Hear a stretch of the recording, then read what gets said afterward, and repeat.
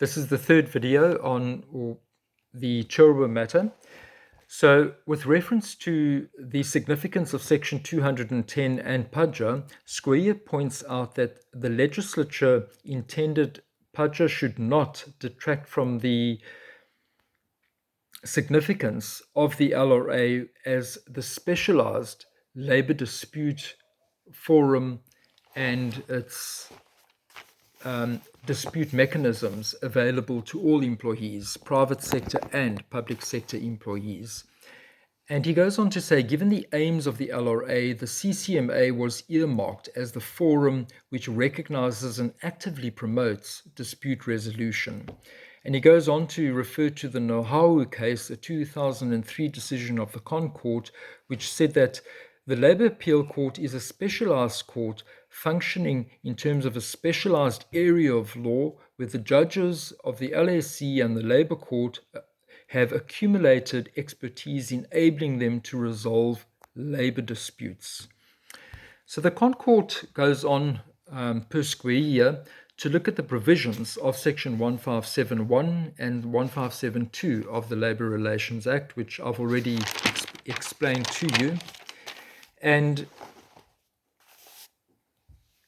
it's important to note that in the Constitutional Court, Petronella Chirwa persisted with her plea that the High Court has concurrent jurisdiction in terms of Section 1572, that her dismissal as an employee by an organ of state constituted administrative action as contemplated in terms of Section 1 of Padja, because it was an exercise of public power, and she also relies on alternative remedies as provided for in Section 195.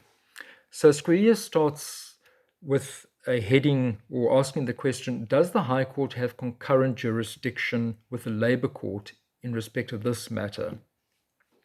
He recalls Mitinyana and Jafta's reasoning where they relied on Fredericks as authority to say that the High Court does have concurrent jurisdiction with the High Court, relying on the provisions of subsection 2 of Section 157.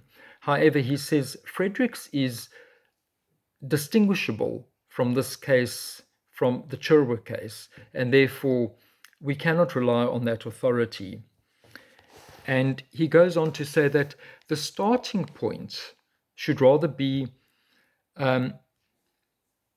whether the High Court has concurrent jurisdiction with the Labour Court in terms of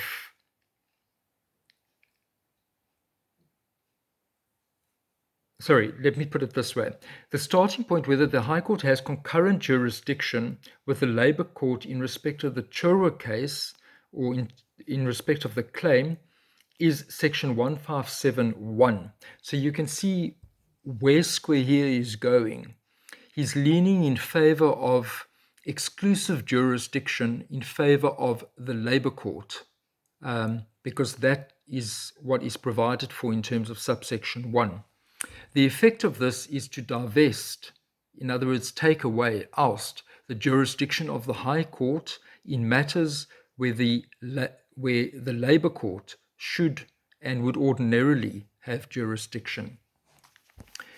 Square says Chirwa's case is based on allegations of unfair dismissal for alleged poor work performance. Now, you must remember that, because at the outset, I mentioned that wasn't the only allegation. That isn't how she pleaded her case. She pleaded her case on the basis that the exercise of public power resulted in her dismissal, which was administrative action for purposes of Padja. Square also says she was not at liberty to relegate the finely tuned dispute resolution mechanisms of the LRA. If this were to be allowed, a dual system of jurisprudence would develop. She is not afforded an election as a public sector employee. In other words, she's not allowed to go forum shopping. She must just go to the Labour Court and exhaust all her remedies there If she's unsuccessful there, she takes it on appeal to the Labour Appeal Court. Square says because of the apparent anomaly that we have between subsection 1 and subsection 2 of section 157, this calls for legislative intervention.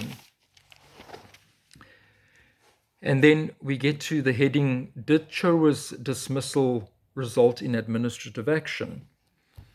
And now remember at paragraph 23 already of the judgment, Square pointed out that the High Court erred in not considering whether her dismissal, I just want to get the wording absolutely correct, to the extent that the High Court did not consider Chirwa's claim in the context of Padja, it erred. Very important to bear that in mind. So that's a setup that Square gives you. You expect that that is the path or that is the way in which the Concourt is also going to consider it. Is Chirwa's dismissal, does it constitute administrative action for purposes of, does it constitute administrative action in terms of section 1 of Padja? But this is how Square approaches the question of whether Chirwa's dismissal constitutes administrative action. At paragraph 72, Square says only administrative acts are subject to administrative justice. So far, that's okay. He says we look at the function and the nature of the power being exercised. And you'll see the footnotes here, Square refers to Safu case where this is all made clear. But what's very disturbing, at paragraph 73, this is a total contradiction with the reasoning we have in paragraph 23.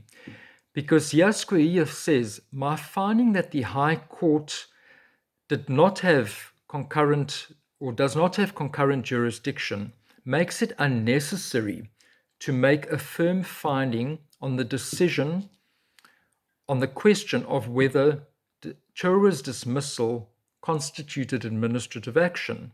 But listen to this. If I were called upon to answer it, I would come to the same conclusion as Nkobo J, namely that Transnet's conduct did not equal administrative action under section 33 of the Constitution. Can you see how the reasoning in paragraph 73 is diametrically opposed to the reasoning in paragraph 23, where Square says the High Court erred in not considering whether the dismissal constituted administrative action under Padja. But yet paragraph 73, he says, if he were called upon to answer the question, he agrees with the reasoning of Nkobo, namely that the conduct of Transnet in dismissing Chirwa did not constitute administrative action under section 33 of the Constitution. No mention is made of Padja, and we'll hear more of this later on in the judgment.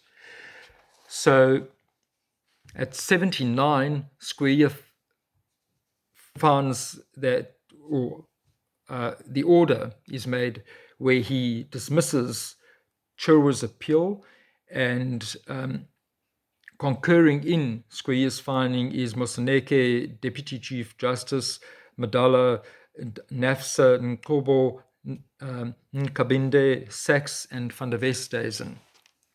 Then we get to Nkobo's case, or reasoning, and why this is important to look at Nkobo's reasoning is we need to understand on what basis Nkobo finds that Chirwa's dismissal did not constitute administrative action and why it's not considered in terms of section 1 of Padja and why it's considered to not constitute administrative action for purposes of section 33. So Nkobo starts off by saying that he concurs with the order made by Square at paragraph 79. And then he goes on to speak about the mystifying complexities and jurisdictional complexities arising from subsections 1 and 2 of section 157. And he says, ironically, As early as 2001, in the Langeveld decision by the LAC, the court called upon the legislature to come to the assistance and remedy this paradox or this conundrum that we have between subsection 1 and subsection 2. But Nkobo goes on further to say that as a matter of judicial policy, a party cannot and should not be permitted to change mid-course during their course of action or midstream and switch from one forum to another forum. He says this would lead to forum shopping. He says the views of Cameron Party that you can have various causes of action arising from a single set of facts. This has been supported by subsequent Supreme Court of Appeal decisions. Here he refers to the Boxer Superstores of 2007 and also Old Mutual Life Assurance, also a 2007 decision. But under the heading multiplicity of laws, and I'll give you all the relevant paragraph numbers, Nkobo goes on at length, almost ad nauseum, about the fact that the LRA has created a comprehensive framework governing the relationship between employer and employee. And in regard to employee, this includes private as well as public sector employees. He goes on to say that the power of the Labour Court to review, in terms of section 1581H of the LRA, the executive or administrative functions of the states, intends to bring into the LRA the public sectors. So it makes provision for public sector employees. Therefore, they need not rely on PAJA. He goes on to say dispute resolution scheme of LRA is all-embracing, leaving no room for intervention by another court.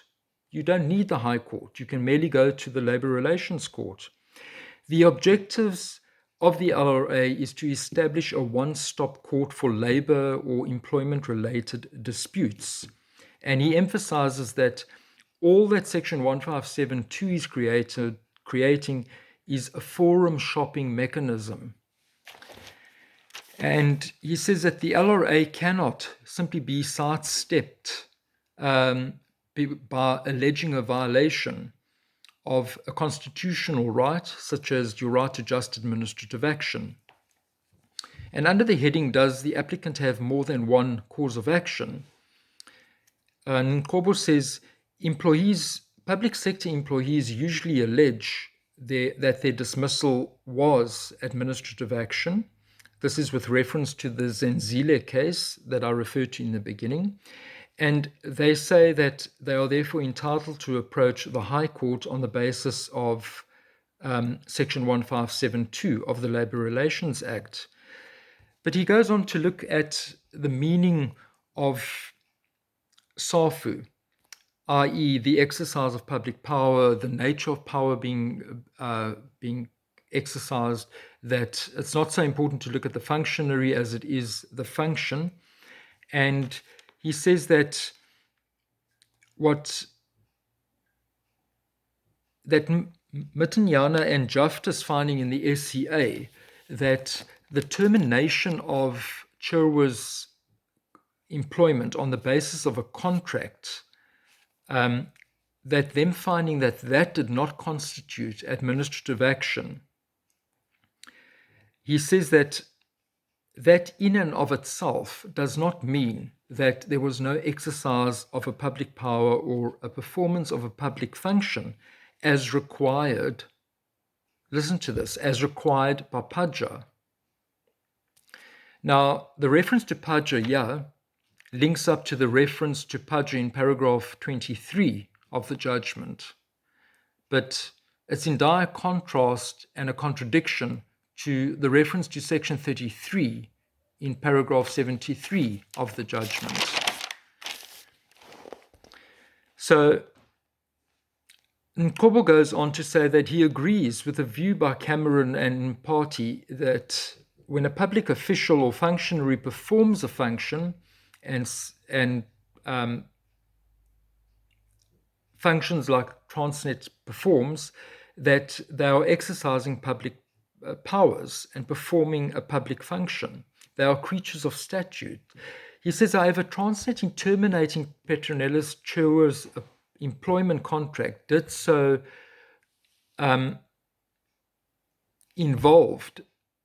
did not involve the exercise of a public power.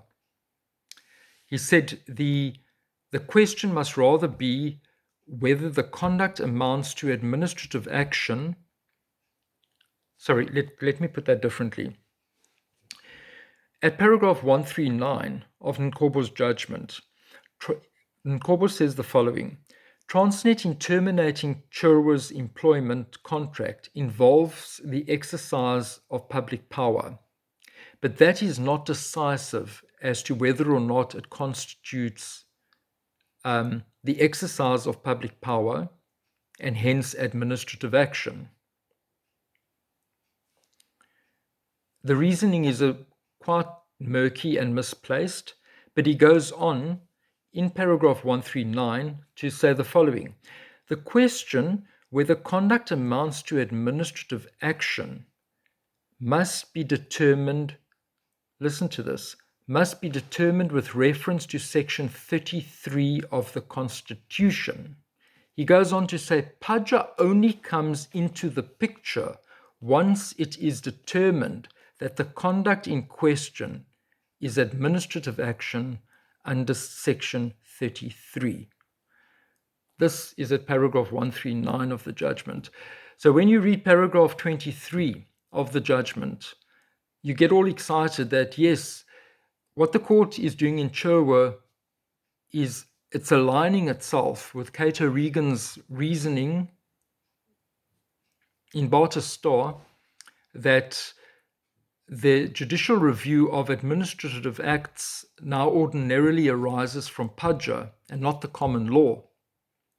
And where Squarea says at paragraph 23 in Chirwa that the High Court erred in not considering whether the termination constituted administrative action for purposes of Padja.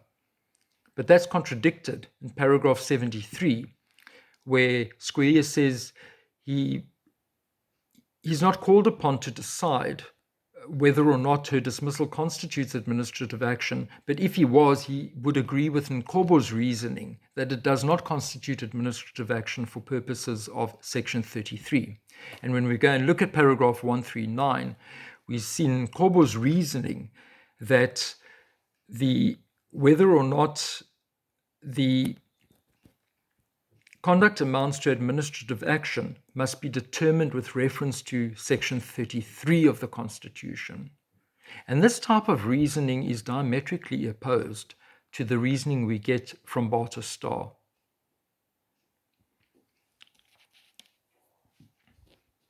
So Nkobo goes on to say that the appropriate starting point is to determine whether the conduct in question is administrative action within the meaning of section 33.